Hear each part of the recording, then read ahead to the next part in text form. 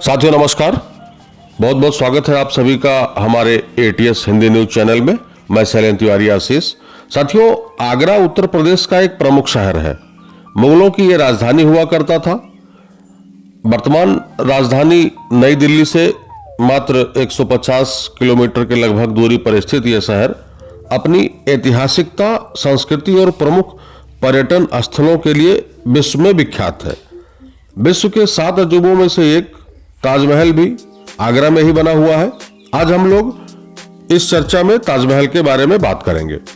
आगरा शहर के ताज metro station से कुछ ही दूरी पर स्थित ताजमहल देशी और विदेशी पर्यटकों के आकर्षण का केंद्र बना रहता है। ताजमहल देखने आए पर्यटकों के जरिए सरकार को अच्छा खासा राजस्व भी प्राप्त होता है। हाल के दिनों में ताजमहल को तेजो महालय भी कहा गया। इस वजह से थोड़ा सा विवाद भी हुआ है जो राजनीति के क्षेत्र में दिखाई पड़ता है। इसकी वजह भी है कि ताजमहल के पश्चिमी गेट से बिल्कुल नजदीक अति प्राचीन सिद्धेश्वर महादेव मंदिर का गेट बना हुआ है, बोर्ड लगा हुआ है, मंदिर जाने का रास्ता भी है। खैर, आज की चर्चा में बात करेंगे ताजमहल की, जो यमुना नदी के किनारे पर सफेद संगमरमर से बना हुआ है। भारतीय स्थापत्य कला की जीती जागती तस्वीर देखने के लिए ताज को नजदीक से देखना चाहिए। ताजमहल विदेशी पर्यटकों का सबसे पसंदीदा स्थान है। लगभग 1 करोड़ से भी अधिक पर्यटक प्रतिवर्ष ताज को देखने के लिए आगरा पहुंचते हैं। अब ये पर्यटक आगरा शहरवासियों के लिए, उस क्षेत्रवासियों के लिए आर्थिक स्रोत का भी महत्वपूर्ण जरिया है। ताज को मुगल बादशाह शाहजहां ने अपनी बेगम मुमताज महल के मकबरे के रूप में सन 1632 ईस्वी में बनवाया था। इस मकबरे का निर्माण 10 साल में पूरा हुआ और ये 1943 ईस्वी में बनकर तैयार हुआ। मकबरा 42 एकड़ के परिसर का केंद्र बिंदु है। इसमें एक मस्जिद है और एक मेहमान खाना भी है।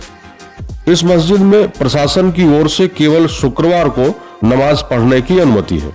मकबरे के सामने वाली जगह पर नमाजियों के लिए वजू टैंक भी बने हुए हैं। लाल बलुआ पत्थर से बने ऊंचे चबूतरे पर स्थित मकबरा वास्तुकला का विशिष्ट उदाहरण है।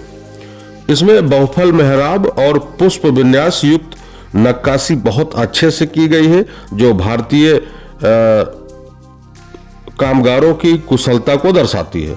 तराशे गए पत्थरों पर भी नक्काशी जो है वो बरबसी पर्यटकों को अपनी ओर आकर्षित करती है। ताजमहल में जो पत्थर लगाए गए हैं वो राजस्थान के मकराड़ा से हैं। कुछ रत्न जो उसमें लगे हैं, कुछ पत्थर जो लगे हैं, वो इतिहासकारों का मानना है कि विदेशों से भी मंगाए गए थे। इसमें ईरान और पश्चिमी एशिया के देशों से ये सब मंगाया गया था। मुमताज महल की प्रमुख दासी का जो मकबरा है वो ताजमहल के पश्चिमी दरवाजे के बाहर स्थित है। यह मकबरा लाल बलुआ पत्थर से बना हुआ है।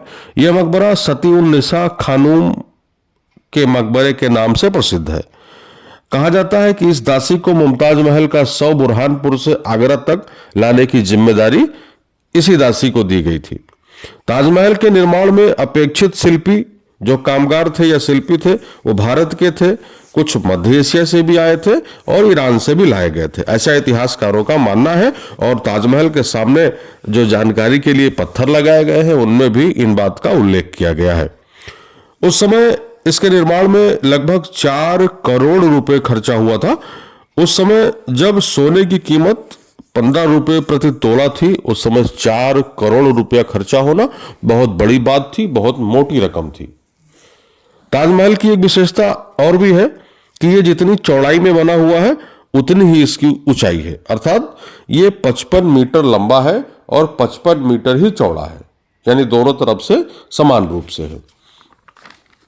ताजमहल के सबसे आखिरी छोर पर नीचे की ओर सीढ़ियां बनी हुई हैं। हालांकि इन सीढ़ियों के बारे में बहुत ज्यादा जानकारी नहीं जुटा मिला, क्योंकि इसको जो है सीढ़ियों को जाली से ढक दिया गया है। इसका कारण यह था कि जो स्थानीय पर्यटक यहाँ पहुँचते थे, आपको नज़दीक से देखेंगे तो जाली के नीचे पैसा सिक्का पड़ा मिलेगा और यहाँ बोर्ड भी लगा हुआ है, कृपया यहाँ पैसे न डालें। तो इसको प्रशासन ने जालियों से ढक दिया है। इसके ठीक पीछे यमुना नदी बह रही है, तो ये भी एक स्थान है जो यहाँ से दिखाई पड़ता है। साथियों, ये वीडियो आपको कैसा लगा, इसके लिए आप कमेंट में आकर के ज़रूर बताएं। यदि ताज के बारे में कोई जानकारी छूट गई है, उसको भी कृपया आप अपने कमेंट बॉक्स में आकर के मेंशन करें, ताकि हमारे दर्शकों को, हमारे देखने वालों को, खास करके पढ़ने लिखने वाले नौजवानों को ये जानकारी मिल सके। बहुत बहुत धन्यवाद आप सभी का।